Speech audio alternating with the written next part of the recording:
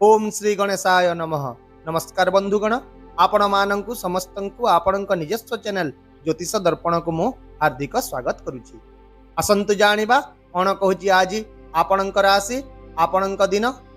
तेबे चालंतु वीडियोटी आरंभ करिबा आजिर सुविचार सहित। बंधुगण, भगवान श्रीकृष्ण कहिसंति जे जेते बेले आपण अनुभव करिवे जीवन रे आउ किछि बाकी नाही, सेते बेले ही बुझी जिवे जे एक भल जीवन आपणक द्वार रे ठक ठक करबा को जाउछि।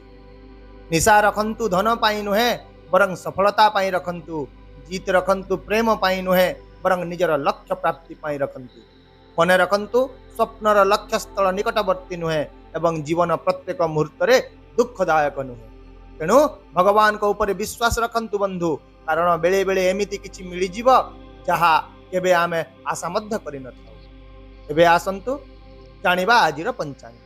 आज हेउची 31 अगस्त 2025 रविवार, भाद्रव मास शुक्ल पक्षर अष्टमी तिथि, अनुराधा नक्षत्र। आजिर राहु काल संध्या 5:08 रु संध्या 6:40 पर्यंत रहिबो, जहाको अशुभ समय बोली विवेचना करा जाय थाए। एवं आजिर अमृत समय सकाळ 6:30 रु 9:50 पर्यंत रहिबो, जहा जे कोनोसी काम पाई बहुत शुभ रहिबो।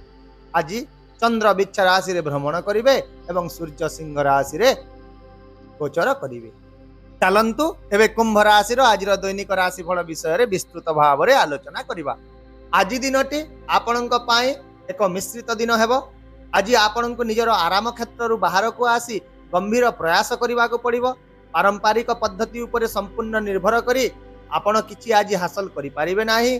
जीवन रे प्रवाह सहित प्रवाहित हेबा परिवर्ते गंभीर पदक्षेप नेबा आज आपनको सठिक पथ देखाइबो। तथापि आरंभ रे तो निश्चय असुविधा हेबो, किंतु एही पदक्षेप नेबा परे जीवन निश्चित भाव रे परिवर्तन होई जीवो। एहा सहित आज आपनकर कठिन परिश्रम निश्चित भाव रे फल देबो। वरिष्ठ माने आपनक काम द्वारा प्रभावित हेबे एवं आपनको प्रशंसा मध्य करिवे। महत्वाकांक्षा आपनको नूतन उच्चता को नै जाई पारे।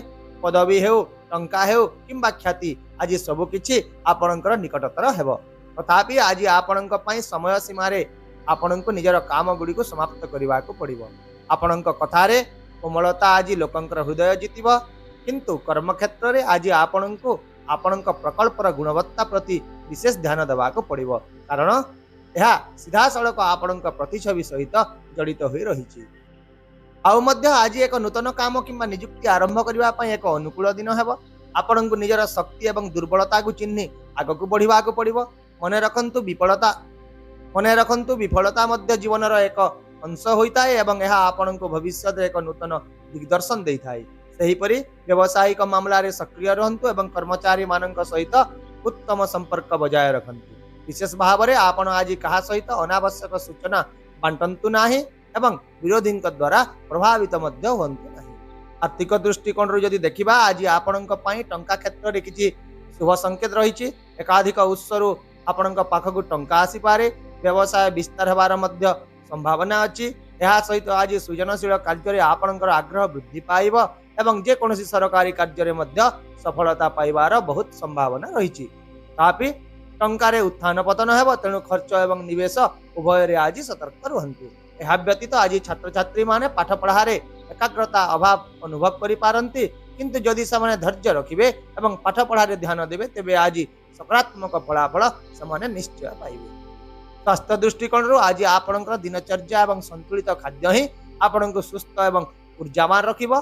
तथापि थक्कापण एवं शक्तिर अभाव अनुभव होई पारे, तेणु प्रकृति सहित किछि समय बितांतु एवं योग ध्यान करंतु, जहा आपणक पई विशेष लाभदायक हेबो। पारिवारिक जीवन दृष्टि रो यदि देखिबा आज परिवार रे सुख एवं शांतिर वातावरण रहिबो। भाई भौणी कठारु आपणको पूर्ण समर्थन मिलिबो एवं पिला मानक सफलता रे मध्य आपण गर्व अनुभव करिवे। किछि भल खबर जोगु घरर परिवेश सुखद रहिबो। धार्मिक कार्य किंबा सामाजिक कार्यक्रम रे मध्य आपण अंशग्रहण करिवार सुयोग पाइबे। तथापि मने रखंतु आज केतेक समय रे धैर्य एवं सहनशीलतार परीक्षा आसी पारे एवं संपर्क रे छोट मोट भूल बुझामणा मध्य होई पारे, किंतु यह धैर्य एवं सकारात्मक कथावार्ता द्वारा मध्य समाधान करा जाई पारिबो। प्रेम एवं वैवाहिक जीवन दृष्टि यदि देखिबा तेबे आज प्रेम संपर्क रे किछि उत्थान पतन देखा देबो। दूरता एवं असुरक्षार भावना आपणक साथीक सहित युक्तितर्कर कारण होई पारे। ସେହିପରି ଅବିବାହିତ ଲୋକମାନେ ସେମାନଙ୍କର ପ୍ରସ୍ତାବ ଭାଙ୍ଗିଯିବା ଯୋଗୁଁ ଦୁଃଖିତ ଅନୁଭବ କରିପାରନ୍ତି। କିନ୍ତୁ ଯଦି ଆପଣ ସମ୍ପର୍କର ଗୁରୁତ୍ୱକୁ ବୁଝିପାରନ୍ତି ଏବଂ ଆପଣଙ୍କ କାମ ଓ ବ୍ୟକ୍ତିଗତ ଜୀବନକୁ ପୃଥକ ରଖନ୍ତି, ତେବେ ଏସବୁ ପରିସ୍ଥିତିରେ ଉନ୍ନତି ଆସିବ। ସେହିପରି ବୈବାହିକ ଜୀବନରେ ଆଜି ଜୀବନସାଥୀ ଆପଣଙ୍କ ପାଇଁ ସହାୟକ ଭୂମିକା ଗ୍ରହଣ କରିବେ। ଏହାଛଡ଼ା ଆପଣ ଦୁହେଁ ଆଜି ଏକାଠି ବୁଲିବା କିମ୍ବା କିଣାବିକା କରିବାର ସୁଯୋଗ ମଧ୍ୟ ପାଇବେ, ଯାହା ଆପଣଙ୍କ ସମ୍ପର୍କରେ ନୂତନ ଶକ୍ତି ଓ ପ୍ରେମ ଭରିଦେବ। ତା ସହିତ ଆପଣଙ୍କ ସାଥୀଙ୍କ ଅବଦାନ ଏବଂ ବୁଝାମଣାକୁ ପ୍ରଶଂସା କରିବା ଦ୍ୱାରା ଆପଣଙ୍କର ସମ୍ପର୍କ ଆଜି ଆହୁରି ମଜବୁତ। ଆଜିର ବିଶେଷ ପ୍ରତିକାର ହେଉଛି ଆଜି ଆପଣ ଭଗବାନ ଗଣେଶଙ୍କୁ ଦୁବ ଅର୍ପଣ କରନ୍ତୁ। ଏହାଦ୍ୱାରା ଦିନଟି ଆପଣଙ୍କ ପାଇଁ ବିଶେଷ ଭାବରେ ଶୁଭ ସାବ୍ୟସ୍ତ ହେବ। ଏହିପରି ଭାବରେ କୁମ୍ଭ ରାଶିର ଜାତ ବ୍ୟକ୍ତିଙ୍କ ପାଇଁ ଆଜି ଏକ ମିଶ୍ରିତ କିନ୍ତୁ ଫଳପ୍ରଦ ଦିନ ହେବାକୁ ଯାଉଛି। ତେଣୁ କଠିନ ପରିଶ୍ରମ, ଧୈର୍ଯ୍ୟ ଏବଂ ସକାରାତ୍ମକ ଚିନ୍ତାଧାରା ସହିତ ଆପଣ ସମସ୍ତ ଅସୁବିଧାକୁ ଦୂର କରିପାରିବେ। ଆଶା କରୁଛି ଭିଡ଼ିଓଟିକୁ ଆପଣ ସକାରାତ୍ମକ ଚିନ୍ତାଧାରା ସହିତ ଗ୍ରହଣ କରିବେ ଏବଂ ଆପଣଙ୍କର ଦିନକୁ ଆହୁରି ସୁନ୍ଦର କରିବେ। ଯଦି ଆପଣଙ୍କୁ ଆମର ଏହି ଭିଡ଼ିଓଟି ପସନ୍ଦ ଆସିଲା ତେବେ ଦୟାକରି ଭିଡ଼ିଓଟିକୁ ହାଇପ୍ କରନ୍ତୁ, ସେୟାର କରନ୍ତୁ ଏବଂ ଆପଣଙ୍କର ମୂଲ୍ୟବାନ ମତାମତ କମେଣ୍ଟ ବକ୍ସରେ ନିଶ୍ଚିତ ଭାବରେ ଜଣାନ୍ତୁ। ତା ସହିତ ଆମ ଚ୍ୟାନେଲକୁ ସବସ୍କ୍ରାଇବ୍ କରିବାକୁ ମଧ୍ୟ ଭୁଲନ୍ତୁ ନାହିଁ, କାରଣ ପ୍ରତ୍ୟେକ ଦିନ ଆମେ ଆପଣଙ୍କ ପାଇଁ ଆଣିଥାଉ ସଠିକ୍, ସହଜ ଏବଂ ନିର୍ଭରଯୋଗ୍ୟ ରାଶିଫଳ। ତେବେ ଆସନ୍ତାକାଲି ପୁଣି ଦେଖା ହେବା ଆଉ ଏକ ନୂତନ ରାଶିଫଳ ଭିଡ଼ିଓ ସହିତ।